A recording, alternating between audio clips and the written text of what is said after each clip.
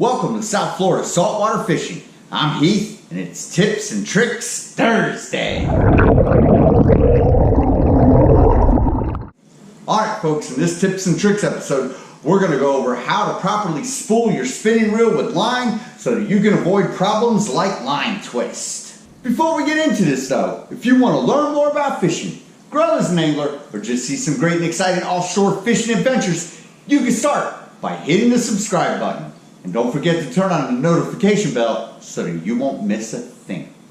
Alright folks, so like I said, we're going to go over the proper way to spool your spinning reel with line, particularly monofilament. So the first question you're going to want to answer is, what's the best line for my reel? So we're going over Penn Spinfisher 5500. This is my snapper spinner, and this is rated in the 12 to 20 pound class. So I am going to spool this with 12-pound test.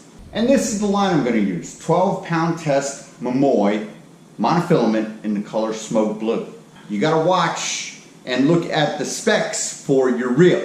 Your specs are usually somewhere on your spool, and it'll tell you what your line capacity is. So I know that this reel with this diameter line, 12-pound monofilament, will hold about 250 yards of it. So you've got to make sure you buy the right size spool, that way you don't run out of line when you're halfway through filling up your spool. We're going to go over a little trick of how to do this properly. Spooling your line can be done improperly, and if you do it that way, you're going to end up with a lot of line twists until you work your way through it. I'm going to give you a hint. If you bring your spinning reel to a tackle shop and they spool it, you are most likely going to end up with line twists. You're going to want to do it yourself because they are done differently. So to keep things down to earth, I'm going to tell you why spools have a label on them. The label is the top. So what you're going to do whenever you're spooling your spinning reels is you're going to set it down on the ground like this. And you'll notice as you pull it out, you will notice a curl in your line. So what happens is as you are reeling in your line and spooling it, it follows the shape of this curly Q spiral, and it conforms to your spool properly. If you set it upside down, you're going backwards. So that's what we want to look for, is to have it naturally wind on the spool so that when you're letting it back out, it just naturally flows back out in this fashion, almost straight. Now if you bring your reel to a bait shop, the spool is held sideways and the line is peeled off straight like this, which is why you pretty much always end up with line twist initially when you're letting out your line when you've had it spooled by a bait shop. I'm not knocking the way they do it. It's fast, it's quick, it's efficient, but if you want to do it properly and avoid problems, this is the way we do it. We're going to set our spool on the ground with the label facing up, and we're going to pull out some line. And we're going to bring it and draw it through the guides of our rod. You're going to drag it all the way down through your guides to your reel. Alright, so now once we got it to our reel, what we're going to do is we're going to tie a knot around the base of the spool so that we can start spooling it. The knot we're going to use is a uni knot. So I'm going to show you how to do that right now. Okay, so like I said, we've pulled our line down to our reel. You're going to want to open your bail. Leave it open, otherwise you're going to have to cut your line off and start over.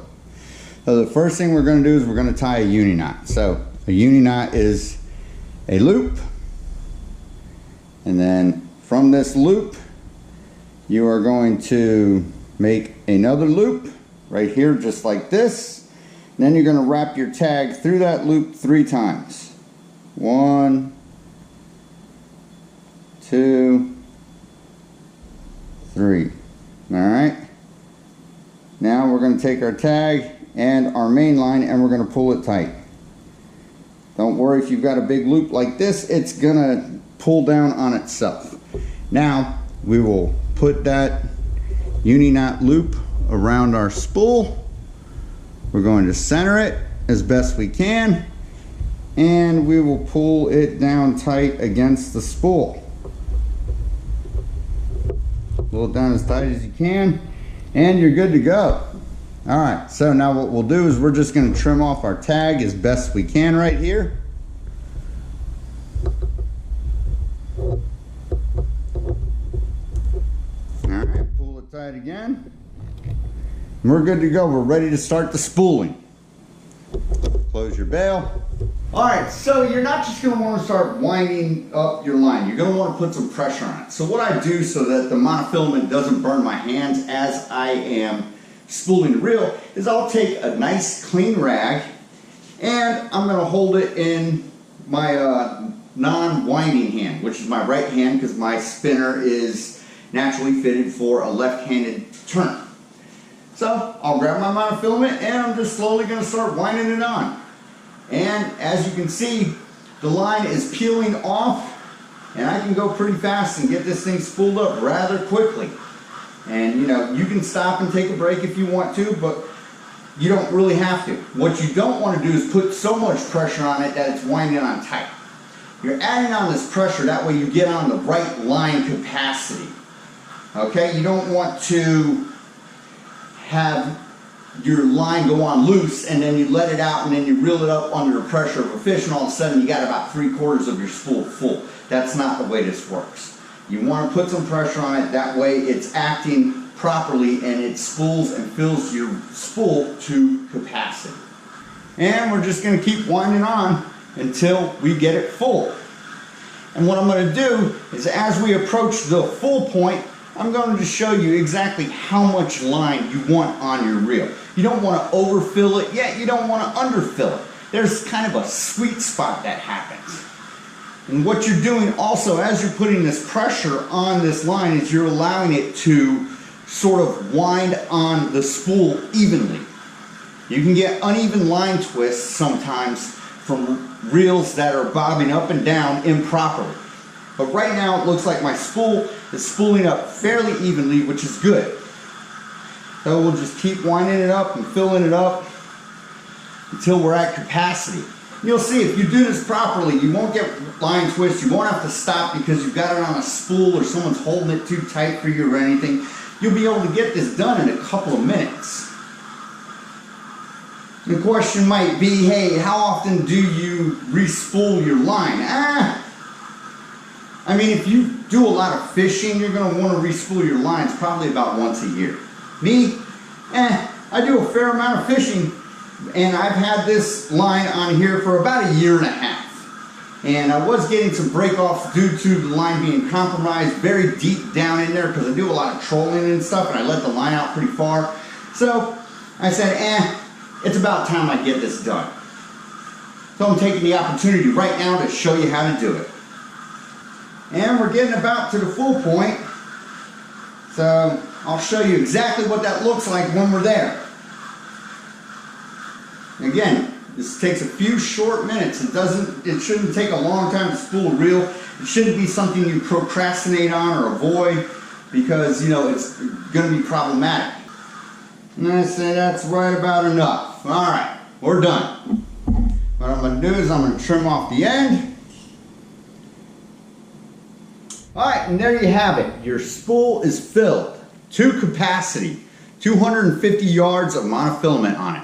Like I said, you don't want to overfill it. You want to go, you've got these rings. And right here on the edge of the spool, there's a little beveled edge. And at the top of the spool, it starts to bevel out. When you're filling it up, you kind of want to stop right at the very edge of that. Now, when you initially let out your line and you start catching a fish, you will see your capacity looks like it diminishes. It's not. It's the line stretching and tightening up and you're packing it in tighter than when you initially spooled it on. All right, folks, and there you have it. That is how you properly spool a spinning reel with monofilament. Like I said, you know, you got to follow these few simple rules, putting the label up on your spool, setting it on the ground. Do not put it on a bar and have it spool straight off at you. That causes line twists. You're also going to want to put some pressure on it while you are spooling the reel. This makes it so that your spool can get filled to capacity. All right, folks, that about does it for this episode. Hope you had fun. Hope you enjoyed. And I hope you learned how to properly spool your spinning reel with monofilament. Till next time, South Florida saltwater fishing. Going wherever the cool wind takes us.